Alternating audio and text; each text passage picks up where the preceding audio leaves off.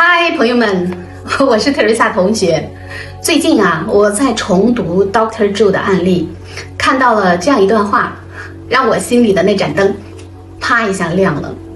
他说，那些身患重病最后却奇迹般康复的人，都有一个共同点，那就是他们必须先让那个旧的自己彻底死去，外在一切都无可依赖，再也不用过去的定义来定义自己。他们开始相信内在有一个伟大的智慧，然后把自己全然的交托出去。这让我想起了自己修学佛法这15年一直在参的一句话，也是咱们中国老祖宗留下的绝世真言啊：人心死，道心活。我知道这6个字听起来有点悬，甚至有点吓人。什么叫死啊？其实这里的人心指的不是你胸口这个跳动的这块肉，而是我们每天睁开眼就在追逐的那些财色名食睡，也就是佛法里说的贪嗔痴。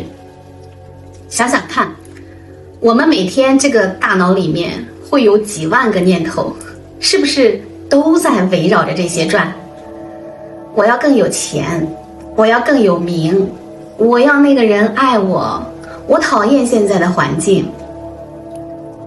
这种对物质世界、对感官享受的深度依赖和抓取，就是人心。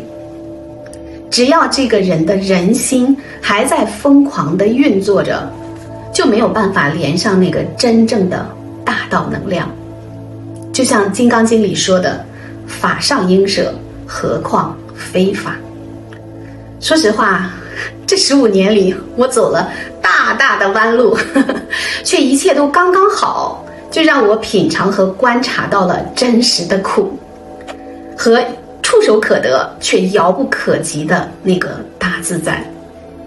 以前我觉得自己还是很精进的，跑道场啊，拜个老师啊，平时积德行善啊，学习各种法门啊，心里其实是在想，我有老师，我有这个法门，我就安全了。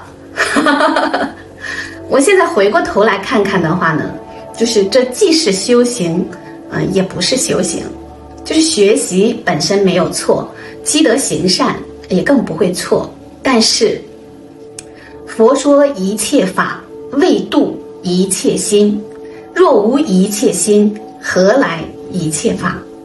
在我对外抓取升级的这个过程中，不间断的在进行某种能量献祭。这个心它不断的变着花样的增长，怎么行呢？把自己的能量拱手交给了外面的人事物，向外求一个超能量来拯救自己。本质上这还是贪图捷径，贪图安全感。这不仅仅没有办法获得解脱和大自在，反而还搭了一座通往轮回的桥，和真正的本我隔得越来越远。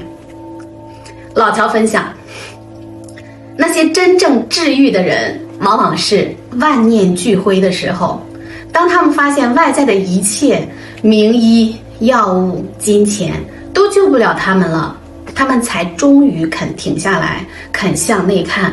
他们开始相信，既然有一种智慧它赋予了我生命，那它一定比我更懂得治愈我。那一刻，他们的人心，就是那些焦虑、恐惧、抓取，死掉了。也就是在那一刻，那个本自具足的道心，那个内在的智慧开始透出了一点光亮，能量开关就这样被打开了。